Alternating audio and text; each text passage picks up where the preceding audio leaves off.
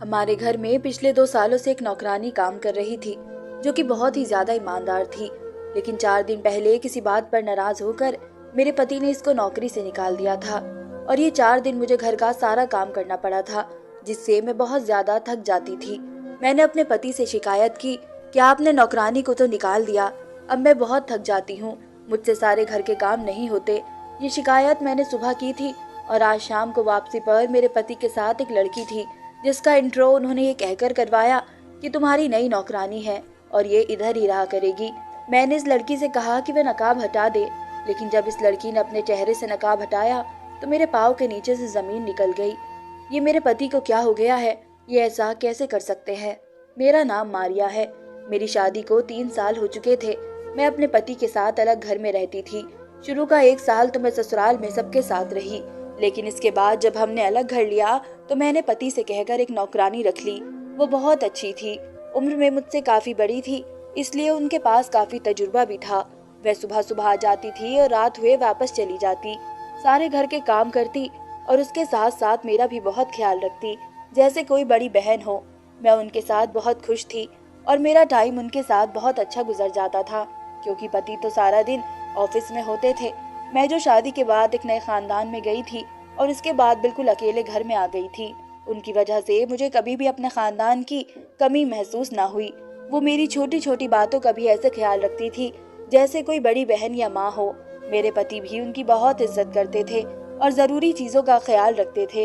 ये कहा जाए कि वह हमारे घर के मेंबर की तरह थी। तो कभी कभार अगर हम दोनों पति पत्नी में किसी बात को लेकर बहस हो जाती या नाराजगी हो जाती तो सास का किरदार भी वही अदा करती थी। लेकिन पिछले कुछ दिनों से मेरे पति उनके काम में नुक्स निकाल रहे थे और उनको बार बार तंग करते और उनकी सैलरी काटने का कहते। मुझे तो समझ नहीं आता था कि वे ऐसा क्यों करना शुरू हो गए हैं। मैंने उनसे कई बार बात करने की कोशिश की, लेकिन उन्होंने ये कहकर चुप करवा दिया कि तुम नहीं जानती हो, ये जो नौकरानी टाइप औरतें होती हैं, ये पहले इस तरह घर वालों को अपने शिकंजे में लेती हैं और बाद में सारा घर साफ करके चली जाती हैं। उन्होंने इस तरह की बहुत सी कहानी मुझे सुनाई, जिससे मैं डर गई और मैं उनसे दूर रहने लगी। शायद उन्हें भी हमारा ये दूर दूर रहना और खिंचा खिंचा रवैया महसूस होने लगा था, इसलिए वो भी हमसे ज्यादा बात नहीं करती थी और अपने काम से काम रखती थी। लेकिन 4 दिन पहले मेरे पति की सोने की चेन नहीं मिल रही थी, जो बहुत तलाश करने पर भी ना मिली। लेकिन वो चेन नौकरानी के पास से मिली और जिस पर मेरे पति ने फौरन से उनका हिसाब किताब करके उन्हें घर से बाहर निकाल दिया। उनके इस रवैये पर मुझे भी बहुत अफसोस हुआ था कि मैं उनको बड़ी बहन की तरह इज्जत देती थी और उन्होंने मेरे ही घर में चोरी कर ली। इसलिए मैं भी इस मामले में कुछ ना बोली और इस तरह वह नौकरानी घर से चली गई। इसके जाने के बाद मुझे महसूस हुआ कि वो कितना काम करती थी और अब वो सारा काम मुझे करना पड़ता था। मैं सारा दिन बिजी रहती और पति ऑफिस में होते। जब वे शाम को वापस घर आते तो मैं इतनी थक चुकी होती कि बड़ी मुश्किल से उनको खाना देती और बिस्तर पर पड़कर सो जाती। मैं उनसे रोज कहती कि किसी नई नौकरानी का बंदोबस्त करे, लेकिन वह सुनी अनसुनी कर देते। लेकिन कल से मेरी तबीयत बहुत खराब थी, जिसकी वजह से मैं घर में सफाई तक नहीं कर सकती थी। खाना पकाना भी मैंने बहुत मुश्किल से किया था और सुबह मैंने उनको कह दिया था कि आज वापसी पर नौकरानी का बंदोबस्त करके आए और आते हुए खाना भी ऑर्डर करके आइएगा, क्योंकि मुझसे खाना नहीं पकाया जाता। लेकिन घर में नौकरानी ना होने की वजह से मुझे फिर भी थोड़ा बहुत काम तो करना ही पड़ा, जिसकी वजह से मेरी तबीयत ज्यादा खराब हो गई। शाम को मेरे पति वापस आए तो उनके साथ एक लड़की भी थी। मैंने पूछा कि ये कौन है, तो पति ने बताया कि हमारी नई नौकरानी है। मुझे यूं लगा कि जैसे मेरे सर से कोई बोझ उतर गया हो। नौकरानी के आने का सुनकर मैं बहुत खुश हुई। मैंने इस लड़की से कहा कि तुम ये नकाब वगैरह उतार कर थोड़ी फ्रेश हो जाओ, फिर तुमसे आराम से मिलती हूँ। मेरे पति तो कमरे में कपड़े बदलने चले गए। इस लड़की ने जब नकाब उतारा तो मैं उसको देखकर हैरान रह गई। वो मुश्किल से 14 या 15 साल की बच्ची थी, जो कि बहुत ही खूबसूरत थी। इसे देखकर कहीं से भी नौकरानी का गुमान नहीं हो रहा था। मैंने इसको तो कुछ नहीं कहा, लेकिन फौरन से कमरे में जाकर अपने पति से पूछा, क्या है ये? आप ही बच्ची नौकरानी के तौर पर लेकर आए हैं और इसे तो कोई काम भी नहीं आता होगा। मेरे पति ने कहा कि तुम तो सीधी हो, तुम्हें क्या पता, आजकल छोटी बच्चियों को ही नौकरी के तौर पर रखा जाता है। बड़ी उम्र की औरतों को रख के देख चुकी हो ना, वो कैसी होती है। इसलिए छोटी उम्र की बच्ची को घर में रखा जाता है और उनको काम सिखाया जाता है और वह छोटी होती है। उनको ज्यादा मेहनत भी नहीं करनी पड़ती, क्योंकि वो जवान होती है। उनको काम मुश्किल भी नहीं लगता है। सबसे बड़ी बात यह है कि वह चोरी चकारी और इस तरह का काम नहीं करती, और ये बच्ची भी अब इसी घर में रहा करेगी, दिन रात यही रहेगी। तुम जो चाहे वो काम इससे करवा सकती हो। मुझे पति की बात सही लगी और मैं उस वक्त खामोशी से बाहर आ गई। अगले दिन सुबह जब मैं उठी तो वो बच्ची अभी तक सो रही थी। मैंने उसे उठाया और किचन में आने के लिए बोला। वो खामोशी से किचन में तो आ गई, लेकिन इसकी आंखें नींद से बंद हो रही थी। मैंने इसको चाय बनाने का बोला और खुद पति के लिए पराठा बनाने लगी। जब मैंने पराठे का पेड़ा बना लिया तो उसकी तरफ देखा। वो पानी पतीले में डालकर खड़ी थी। अभी से ये भी मालूम नहीं था कि आगे चाय कैसे बनानी है। मुझे बड़ी हैरत हुई कि कम से कम 13-14 साल की बच्ची को चाय बनानी तो आती ही होगी, लेकिन मैंने फिर इसे चाय बनाने का तरीका बता दिया और इसे मुझसे एक बात समझ में आ गई कि इस बच्ची को कोई भी काम नहीं आता। मुझे इसे सारे काम सिखाने पड़ेंगे। मेरे पति तो ऑफिस चले गए, लेकिन मैं सारा दिन इस बच्ची के साथ बिजी रही। क्योंकि इसे कोई काम भी नहीं आता था तो सारे काम इसे करके दिखाने पड़ते, और फिर वह जो काम करती वो गलत कर देती थी तो उसे ठीक भी करना पड़ता। वो दिन तो जैसे तैसे गुजर गया। शाम को मैंने पति से कहा कि ये काम बहुत मुश्किल है, इस बच्ची को काम सिखाने में मुझे डबल मेहनत करनी पड़ गई है। लेकिन उन्होंने कहा कि एक दिन में तुम थक गई हो, अभी तो बहुत आगे तक तुम्हें इस बच्ची को ट्रेन करना है। बच्ची का नाम मनारा था। वो बहुत ही खूबसूरत थी, लेकिन बहुत ही ज्यादा कहना मानने वाली लड़की थी। जो काम कहती वो करने की कोशिश करती रहती, जैसे जैसे कहती वो करती रहती। इसलिए मुझे उस पर गुस्सा नहीं आता था, क्योंकि अगर इसे काम नहीं आता था तो उसमें उसका तो कोई कसूर नहीं था। इस कम उम्र लड़की की तो कोई गलती ही नहीं थी। मुझे इस बच्ची पर कभी कभी तरस आता था कि इतनी कम उम्र में इस बेचारी को कमाना पड़ रहा है। मैंने इससे पूछा कि आपकी फैमिली में कौन कौन है, तो इसने बताया कि इसकी फैमिली में तो कोई भी नहीं है, वो अकेली है, इसके माँ बाप मर चुके हैं। मैंने इससे पूछा कि तो फिर वह कहाँ रहती थी, तो उसने मुझे बताया कि वो अपने एक रिश्तेदारों के घर रहती थी, जहाँ से मेरे पति इसको लेकर आए हैं। मैंने इससे पूछा कि क्या वो पढ़ती है, तो उसने बताया कि वो 10वीं में पढ़ती थी। मुझे इस बच्ची पर तरस आया और मैं इसको दिन के वक्त थोड़ा टाइम निकाल कर पढ़ाने लगी और उससे कहा कि तुम प्राइवेट पेपर दे देना। ये बात मेरे पति को नहीं मालूम थी। मुझे इस बच्ची की नॉलेज पर कभी कभी हैरत होती। वो बहुत दिल लगा कर पढ़ती थी और मुझे यकीन था कि वो बच्ची अपनी क्लास में टॉपर होगी, क्योंकि उसके पास बहुत नॉलेज थी। हर टॉपिक पर उसे मुझसे ज्यादा जानकारी थी। अब मैं सारा दिन बिजी रहती, घर के काम करती, बच्ची को खाना पकाना सिखाती और फिर इसे पढ़ाती। इस सारे सिलसिले में मैं बहुत ज्यादा थक जाती, इतनी ज्यादा कि अक्सर पति के आने से कुछ वक्त पहले ही मैं बिस्तर पे चली जाती, या फिर पति के आने पर बड़ी मुश्किल से उन्हें खाना देती और बिस्तर पर लेटते ही सो जाती। लेकिन हैरत की बात यह थी कि मेरे पति ने कभी मुझसे शिकायत नहीं की थी कि तुम जल्दी क्यों सो जाती हो, जबकि तुम्हारे पास नौकरानी भी है, तो तुम इतनी कैसे थक जाती हो। इसको हमारे घर में आए 2 हफ्ते हो चुके थे और सब कुछ नॉर्मल चल रहा था। मुझे इस बच्ची से प्यार सा होने लगा था, लेकिन उन 2 हफ्तों में जिस चीज ने मुझे बहुत ज्यादा परेशान किया था वो ये कि मेरे पति इस बच्ची पर बहुत ज्यादा ध्यान देते थे। घर वापस आते तो उसके लिए कुछ ना कुछ खाने को लेकर आते, मेरे लिए भी लेकर आते, लेकिन चीज उसकी पसंद की होती। उसके साथ बैठकर इधर उधर की बातें करते, इसे हंसाने की कोशिश करते। मुझे ये सब बड़ा अजीब लगता कि नौकरानी के साथ ये सब कौन करता है, और अगर मैं पूछती या कोई बात करती तो कहते कि वो बच्ची है, इसको इस घर से वाकिफ कराने के लिए मैं ये सब करता हूँ। लेकिन ये सच नहीं था, क्योंकि अक्सर वो मेरा टाइम भी इसको देने लगे थे और वो उसके साथ हंसी मजाक में लगे रहते थे। मेरे पति के दिन ब दिन बदलते रवैये ने मुझे ऐसा करने पर मजबूर कर दिया, और मैंने नोट करना शुरू किया कि मनारा को भी मेरे पति के आने का इंतजार रहता था। वो भी उनके आने के टाइम पर दरवाजे के आसपास फिरती रहती थी, और जब मेरे पति घर आते तो बहुत खुश रहती थी, जबकि मेरे साथ सारा दिन में कुछ डरी डरी सी रहती थी। लेकिन मुझे समझ नहीं आ रहा था कि ये क्या माजरा है। एक दिन मैंने दिन में कपड़े धोए थे, इसलिए बहुत जल्दी सो गई। आधी रात को मेरी आँख खुली तो मैंने देखा कि मेरे पति बिस्तर पर नहीं है। मैं समझती कि शायद वॉशरूम तक गए होंगे, इसलिए इंतजार करने लगी। लेकिन जब काफी देर गुजर गई और वो ना आए तो मजबूरन उठकर मैंने वॉशरूम का दरवाजा खोला, लेकिन वो तो खाली था। अब तो मुझे परेशानी शुरू हो गई। मैं कमरे से बाहर निकली तो मुझे मनारा के कमरे की लाइट ऑन नजर आई। मुझे हैरत हुई कि रात के इस वक्त वो क्या कर रही है। मैं इसके कमरे की तरफ गई और दरवाजा खोलने की कोशिश की तो दरवाजा अंदर से बंद था और अंदर से बातों की आवाज आ रही थी। ये किस शख्स से बात कर रही थी? मुझे हैरत हुई, मुझे कुछ अजीब सा लगा, इसलिए मैंने सोचा कि मुझे ये बात अपने पति को बतानी चाहिए। न जाने इस लड़की के कमरे में कौन है, और अगर मैं कमरे में गई तो वो मेरे साथ क्या सलूक करे। इसलिए मैंने फौरन से सारा घर छान मारा, लेकिन मेरे पति कहीं भी नहीं थे। मैंने जब मनारा के कमरे के की होल से देखा तो मुझे उसके कमरे में अपना पति नजर आया। वो दरवाजे की तरफ पीठ करके बैठे थे और की होल से मुझे बस कमर ही नजर आ रही थी। मुझे बड़ा गुस्सा आया। दिल किया कि अभी दरवाजा खोल के अंदर जाऊं और जाकर उन दोनों को रंगे हाथ पकड़ लूं, लेकिन मैं खामोश हो गई और जाकर अपने कमरे में लेट गई। मैं देखना चाहती थी कि मुझे कब और किस चीज के लिए धोखा दे रहे हैं। असल में मुझे अपने पति पर बहुत यकीन था। मुझे यकीन था कि वह अगर इस वक्त मनारा के कमरे में गए हैं तो उसकी कोई वजह ही होगी। यकीनन वो मुझसे ये बात जरूर डिस्कस करेंगे और मुझे बताएंगे, या शायद वो डर गए होंगे तो ये इसे दिलासा देने गए होंगे क्योंकि वो बच्ची है। थोड़ी देर बाद मेरे पति कमरे में आए और आकर खामोशी से बिस्तर पर लेट गए।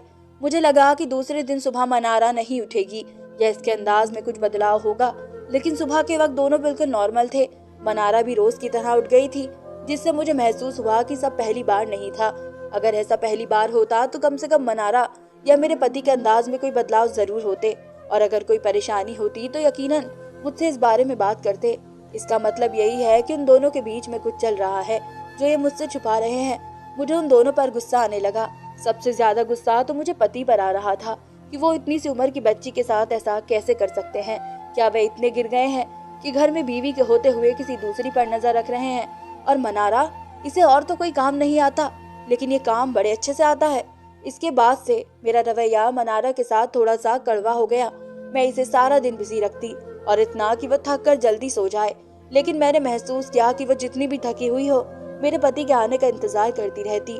उनके आने पर उनके आगे पीछे फिरती, उनके पास बैठकर बातें करती, और ये चीज मुझे बहुत गुस्सा दिलाती थी। लेकिन इस बच्ची का क्या कसूर? कसूर तो मेरे पति का है जो इस बच्ची को देखकर फिसल गए हैं। लेकिन बात यह है कि मेरे पति तो ऐसे नहीं थे। मेरी शादी को 3 साल हो गए थे और इससे पहले 2 साल हमारी मंगनी भी रही। मैंने तो हमेशा यही देखा है कि मेरे पति बड़े अच्छे दिल के हैं। मंगनी के 2 साल में भी उन्होंने कभी मुझसे कोई बेवजह की बात नहीं की थी। यहाँ तक कि औरतों को भी बड़ी इज्जत और प्यार देते थे। तो फिर इस बच्ची के मामले में ये सब क्यों? लेकिन फिर ख्याल आता कि दिमाग में शैतान आते कौन सा देर लगती है, और वैसे भी कहा जाता है कि कम उम्र लड़की में मजा बड़ा होता है। मुझे मनारा पर भी हैरत होती कि इतनी छोटी सी बच्ची है और किसी को कुछ बताती भी नहीं। अगर इसके साथ जबरदस्ती हो रही है तो मुझे तो बता सकती है, और सारा दिन मेरे सामने कैसे इतनी नॉर्मल रहती है। मेरे पति को क्या जरा भी शर्म नहीं आती कि मेरी नाक के नीचे इस बच्ची के साथ कैसा खेल खेलते हैं? अब मुझे समझ आ रहा था कि वे इस बच्ची को नौकरानी के तौर पर क्यों लेकर आए हैं। क्या मेरे पति का दिल मुझसे भर गया है कि वह किसी दूसरी के चक्कर में है? इस तरह के बहुत से सवाल मुझे हर वक्त घेरे रखते थे। ऐसा कोई जवाब न मिला जो मुझे और मेरे ज़मीर को बेफिक्र कर पाता। लेकिन एक बात हैरत की थी कि इस दिन जब मैं रात को उठी थी तब से मेरी आंख कभी रात को ना खुलती। मैं सारा दिन बिजी रहती और इस बच्ची को भी बिजी रखती। शायद सारा दिन की थकान से मैं थक जाती हूँ, इसलिए मेरी रात को आंख नहीं खुली। लेकिन अगर रात को आंख न खुली तो कैसे मैं उन दोनों को रंगे हाथ पकड़ूंगी? मुझे ये समझ न आई। रोजाना ये सोच के सोती कि आज रात को जरूर उठूंगी, लेकिन जब भी आँख खोलती सुबह हुई होती मिलती। मुझे याद आया कि रोजाना रात को मनारा मुझे दूध गर्म करके देती है। क्या वह इस दूध में कुछ मिला देती है? और हैरत की बात यह भी थी कि हमें अलग घर में शिफ्ट हुए 2 साल हो गए थे। मेरे पति के दोस्तों में से 3 दोस्त ऐसे थे जो 1-2 बार हमारे घर में आए। मेरे पति को अच्छा नहीं लगता था कि उनके दोस्त हमारे घर में आए, क्योंकि वह खुद सारा दिन ऑफिस होते थे और वापस आकर वो बाकी का टाइम मुझे देना चाहते थे। लेकिन जब से ये बच्ची घर में आई थी हर वक्त उनका कोई ना कोई दोस्त आता रहता था और हमेशा चाय पानी सी बच्ची के हाथ मंगवाते। अगर मैं कहती कि बच्ची अच्छा नहीं लगता है तो इसके हाथ चाय पानी देना, तो मेरे पति मुझे मना कर देते कि नौकरानी है, इसका काम है और तुम ड्राइंग रूम में मत आना। वो बच्ची जब भी ड्राइंग रूम में जाती तो बहुत टाइम लगा कर आती और मेरे पूछने पर कहती कि वो लोग मुझसे पढ़ाई के बारे में पूछ रहे थे या कोई ऐसी ही बात कर रहे थे। कभी कह देती कि मैं उनको चाय बना कर दे रही थी, तो कभी कोई और बहाना कर देती। मैं इस बच्ची को पढ़ाती हूँ, ये बात मैंने अपने पति को नहीं बताई थी, लेकिन उसने उनको बता दी थी। और अब अक्सर ही मेरे पति भी इसको पढ़ाते रहते, क्योंकि मेरे दिल में उनके बारे में शक बैठ गया था। इसलिए मैं उनके हर अंदाज को शक की नज़र से देखती थी। वो जब भी इसको पढ़ाते मैं हमेशा उनके आसपास ही रहती, लेकिन कभी भी मुझे उनके किसी रवैये पर ऐसी कोई बात नजर नहीं आई और मैं सोचने पर मजबूर हो जाती, अगर उन दोनों के बीच कोई चक्कर चल रहा होता तो फिर रात को इसके कमरे में क्या करने गए थे। अब तो कभी कभी मुझे ये भी लगने लगता कि वो सब मेरा वहम था, ऐसा कुछ भी नहीं था। ये इस तरह के सवालात थे जो मुझे हर वक्त परेशान करते रहते क्योंकि मेरे सामने तो उनके किसी रवैये से कुछ भी पता नहीं चलता था। फिर मैं किस मुंह से उनसे सवाल करती? अगर मैं इस रात का जिक्र करती और वे मुकर जाते तो फिर मेरी क्या इज्जत रह जाती उनकी नजरों में? वो कहते कि मैं उन पर शक कर रही हूँ, इसलिए मैं उनसे सवाल भी नहीं कर सकती थी। एक दिन मैंने तय कर लिया कि आज रात में नहीं सोऊंगी, इसलिए मैंने दिन को बहुत कम काम किया था कि मैं थक न जाऊं, और इसके साथ साथ मैंने रात को दूध का गिलास भी गिरा दिया और जाहिर ये किया कि मैंने पी लिया है, और कमरे में आकर सो गई। और इसके बाद आधी रात को जब मेरे पति जाकर सो गए तो मैं उठकर बैठ गई थी और अपने फोन के साथ बिजी हो गई थी ताकि मेरी नींद ना उड़े। जब मेरे पति करवट लेते तो मैं फोन रखकर आंखें बंद कर लेती। कुछ देर ही गुजरी थी कि मैंने देखा कि मेरे पति उठे और आराम से कमरे से बाहर निकल गए। मैं भी उनके पीछे जाने का सोच ही रही थी कि मुझे बाहर का दरवाजा खुलने की आवाज आई। मुझे बड़ी हैरत हुई कि रात के इस वक्त बाहर कौन गया है या बाहर से कौन आया है। मैं जल्दी से उठकर दरवाजे के पास गई तो देखा कि मेरे पति के साथ एक और आदमी था जिसने अपना चेहरा छुपा रखा था। और हैरत की बात ये थी कि वो दोनों रात के इस वक्त इस बच्ची के कमरे में जा रहे थे। मुझे ये देखकर बहुत दुख हुआ। तो क्या मेरा पति इतना गिर चुका था कि आधी रात किसी और आदमी को साथ लेकर उस बच्ची के कमरे में जा रहा था? मैंने सोच लिया कि अब तो जो हो सो हो, उनके रंगे हाथ पकड़कर रहूंगी। मैंने फौरन जूते पहन लिए और इस बच्ची के कमरे में गई। किस्मत की बात थी कि दरवाजा खुला था। मैं अंदर गई। मैंने देखा कि बच्ची एक कुर्सी पर बैठकर रो रही है। मेरे पति उसके बिस्तर पर बैठे हैं और वह दूसरा आदमी इस बच्ची के पास खड़ा इसको दिलासा दे रहा था। मुझे देखकर वो तीनों घबरा गए। मैंने पूछा, ये आदमी कौन है और आधी रात को मेरे घर में क्या काम हो रहा है? और मैंने अपने पति से कहा कि ये सब क्या है? ये सब करते हुए तुम्हें शर्म नहीं आ रही?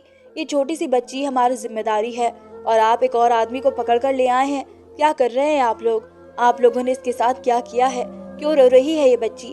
मैंने गुस्से से बड़बड़ाना शुरू किया। मेरे पति ने मुझसे कहा कि यहाँ पर आ जाओ, तुम्हें सच बताता हूँ, जो तुम देख रही हो वो सच नहीं है। लेकिन मैं कुछ भी सुनने को तैयार ना थी। मैंने जबरदस्ती उस आदमी को बच्ची से अलग किया। मजबूरन इस बच्ची ने मुझे कहा कि जो आप समझ रही हैं वैसा कुछ भी नहीं है, आप एक बार मेरी बात सुन ले। लेकिन इस दौरान वो आदमी खामोशी से मेरी तरफ देख रहा था। इसने अभी तक एक लफ्ज भी नहीं कहा था। मैंने गुस्से से कहा कि आदमी कौन है, यहाँ क्या कर रहा है? मैं इस आदमी को घर से निकालने के लिए उसकी तरफ बढ़ी तो मेरे पति ने आगे बढ़कर मुझे फौरन से पकड़ लिया। मेरे पति ने कहा कि आदमी इसका बाप है। मुझे ये सुनकर झटका लगा। अगर वो उस बच्ची का बाप है तो इसने अपने बच्चे को हमारे घर में इतनी सी उम्र में नौकरी के लिए क्यों भेज दिया और आधी रात को अपनी बच्ची से मिलने क्यों आया? वो दिन को भी तो आ सकता था।